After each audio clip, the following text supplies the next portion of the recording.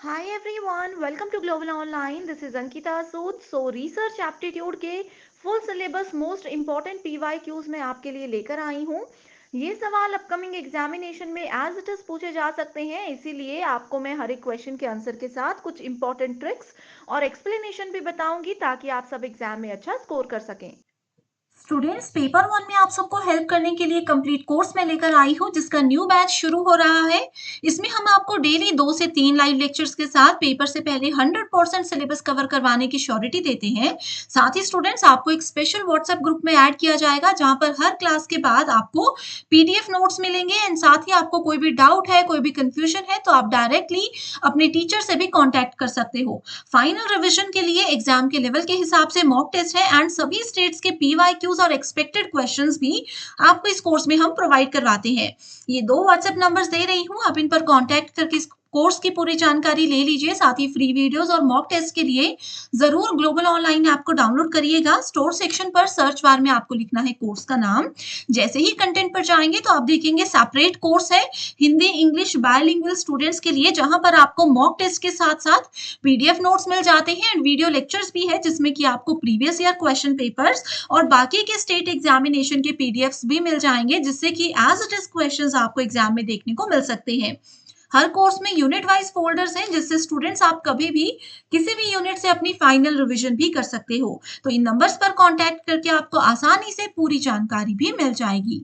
First question है, in correlational research the description is of the relationship between what. तो सबसे पहले correlational research की बात करते हैं। अब देखो, रिसर्च में हमारे पास 2 या 2 से ज्यादा वेरिएबल्स होते हैं एंड इन वेरिएबल्स के बीच में जो भी रिलेशनशिप होता है उसको मेजरमेंट करने की बात कोरिलेशनल रिसर्च हमें बताता है। एंड इस क्वेश्चन में कहा है कि कोरिलेशनल रिसर्च में रिलेशनशिप के डिस्क्रिप्शन कौन सा वेरिएबल रिप्रेजेंट करता है। ऑप्शंस है nominal variables, interval variables, intervening variables या फिर चांस वेरिएबल्स। सो देखो, हमने यहाँ पर अभी तक बात की मेजरमेंट की एंड जब भी मेजरमेंट होता है तो वो किस में होता है, डिग्री में होता है, सेल्सियस में होता है, किलोमीटर में होता है, यानी कि न्यूमेरिकल फॉर्मेट में होता है। सो रिसर्च के दौरान जब भी न्यूमेरिकल फॉर्मेट के मेजरमेंट की बात होती है that means we are talking about interval variables. So ऐसे आप लोगों ने चीजों को रिलेट करके याद रखना है। नेक्स्ट क्वेश्चन है, in quantitative research providing a basis for their precise estimation of the degree of relationship among or between concept is called is the function of what। so इसको क्या कहा जाता है, सर्विंग, रिव्यूइंग, मेजरमेंट या sampling. देखो, ये जो कुछ पॉइंट्स मैंने हाईलाइट किए ना, यहीं से आपको इसका आंसर मिल जाएगा। हम बात कर रहे हैं क्वांटिटेटिव रिसर्च की, यानी कि हम बात कर रहे हैं नंबर्स की। इसमें बोला है डिग्री ऑफ रिलेशनशिप। अब मैंने आपको बताया जब भी मेजरमेंट होता है डिग्री ऑफ रिलेशनशिप होता है। ठीक है, मेजरमेंट हमें बता रहा है degree of relationship. So directly यहाँ पर करेक्ट आंसर आपको मिल गया, दैट इज मेजरमेंट। बहुत इजी है। क्वांटिटेटिव, अभी मैंने आपको बताया था कि क्वांटिटेटिव रिसर्च हमेशा किसके साथ काम करता है, आपका इंटरवल वेरिएबल्स के साथ काम करता है। सो वही चीज यहाँ पर पूछी है एंड इंटरवल वेरिएबल्स मेजरमेंट के लिए यूज होता है, right. Next question is, when observations are classified by social scientists into a system of categorization, it needs what? Conviction, accuracy, limited conditions या फिर हाइपोथेसिस। सो हाइपोथेसिस तो ये नहीं है, हाइपोथेसिस की डेफिनेशन तो नहीं है ना, वो क्या होता है, हम गेस करते हैं जहां पर अपने रिजल्ट्स को। सो इसका करेक्ट आंसर होगा option number 2, that is accuracy. So accuracy क्या होता है, ये हमें हमारे रिसर्च में जो हमने ऑब्जर्वेशंस की हैं उसकी क्वालिटी बताता है, साथ ही ये बताता है कि इसकी हेल्प से कि हमारा रिसर्च कितना ज्यादा रिलायबल है, कितना ज्यादा सही है। तो इसीलिए ऑप्शन नंबर 1 एक्यूरेसी सही होगा। Next question is, a sample of respondents which is available to researchers because of their access to the respondents is identified as what। ठीक है, उनकी पहुँच के कारण जो शोधकर्ताओं के लिए उपलब्ध होता है। अब शोधकर्ताओं के लिए ईज़िली अवेलेबल चीज़ों के बारे में यहाँ पर बात की गई है। So random sampling easily available नहीं होती है, कोटा सैंपलिंग भी नहीं होती है, स्नोबॉल भी नहीं होती है, कन्वीनिएंट सैंपलिंग होती है। एक्चुअली कन्वीनिएंट सैंपलिंग हमें बोलता ही ये है कि आप रिसर्च में सिर्फ वही सैंपल्स उठाओ जो कि ईज़िली आपके लिए अवेलेबल हैं, जो आपकी कन्वीनियंस के हिसाब से आपको सही लगते हैं। Next question is, which of the following scales of measurement contains an absolute zero value? Very very important question. So absolute zero value की जब भी बात करते हैं, that is nominal variable, ordinal variable, interval variable या फिर ratio variable. So correct answer होगा option number 4, that is ratio variable. ठीक है, जब भी हम 0 से लेकर के 100 तक की एब्सोल्यूट वैल्यू, एक फिक्स्ड वैल्यू की बात करते हैं, ठीक है, जैसे हमें पता है कि सिलेक्शन 40% पे मिनिमम होना है, तो ये फिक्स्ड वैल्यू है, तो ये एब्सोल्यूट वैल्यू है जो कि हमें रेशो बताता है।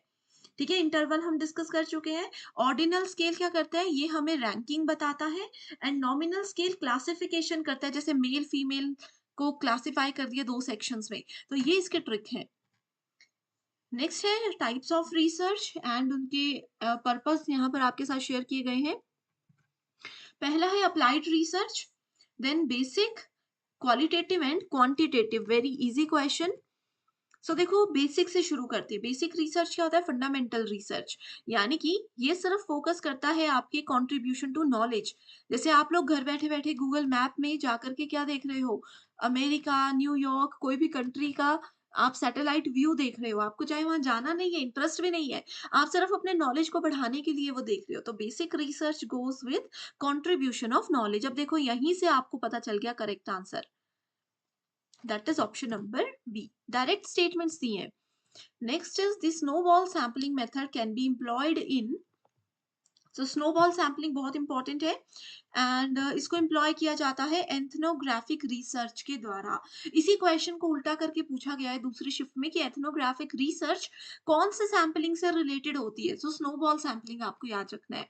ऑलरेडी इस पे डिटेल्ड वीडियो है, ठीक है, जितने भी सैम्पलिंग के टाइप्स हैं डिटेल्ड वीडियो ऑलरेडी बना चुकी हूँ। अगर आपने अभी तक नहीं देखी है तो बस मुझे कमेंट करके बता दीजिए, मैं लिंक शेयर कर दूंगी। Next question is, in the context of in the context of research methodology, what does the word ontology refers to? So ontology से बहुत questions अभी आते हैं एग्जाम में। So it refers to concepts and categories, their properties and relationships। Research paper and journals नहीं, research paper से तो ये बिल्कुल भी रिलेटेड नहीं होता। Cancers, diseases and the treatments no, a word indexing method no. So ontology is related to concept, उनकी category. अब कोई भी एक कॉन्सेप्ट आपने ले लिया, जैसे मेल, ये किस कैटेगरी में आता है, ह्यूमन कैटेगरी में आता है। उनकी क्या क्या प्रॉपर्टीज होती हैं और उनके क्या क्या रिलेशनशिप्स होते हैं, ये सब चीजें हमें ऑन्टोलॉजी बताता है। Next question is, what is the full form of MLA as a referencing style? So मैंने आपको बताया है कि जब भी हम थीसिस राइटिंग की बात करते हैं, so बहुत से फॉर्मेट होते हैं थीसिस राइटिंग के, जैसे कि APA स्टाइल भी होता है। ठीक है, APA की फुल फॉर्म क्या होती है, एक पेपर में ये भी पूछा गया था, ये मैंने आपको दे दिया। चलो होमवर्क क्वेश्चन, बताइए APA की फुल फॉर्म क्या है। एमएलए की बात करते हैं, सो एमएलए की फुल फॉर्म है machine language adaptation no, modern language association, management language authority या फिर mainstream language association. So correct answer होगा यहाँ पर मॉडर्न लैंग्वेज एसोसिएशन। कि किस फॉर्मेट में थीसिस लिखनी है, इसका आइडिया हमें एमएलए स्टाइल देता है। Next question is very important. देखो, रिलायबिलिटी के डिफरेंट प्रॉपर्टीज हम ऑलरेडी डिस्कस कर चुके हैं। टेस्ट एंड रीटेस्ट क्या बोलता है कि एक टेस्ट को वापस से इसी का टेस्ट किया जाएगा, ए को हमने अभी टेस्ट किया और ए को ही हमने बाद में फिर से टेस्ट किया, क्यों, यही जानने के लिए कि अलग अलग सिचुएशन में ये कैसे काम करेगा।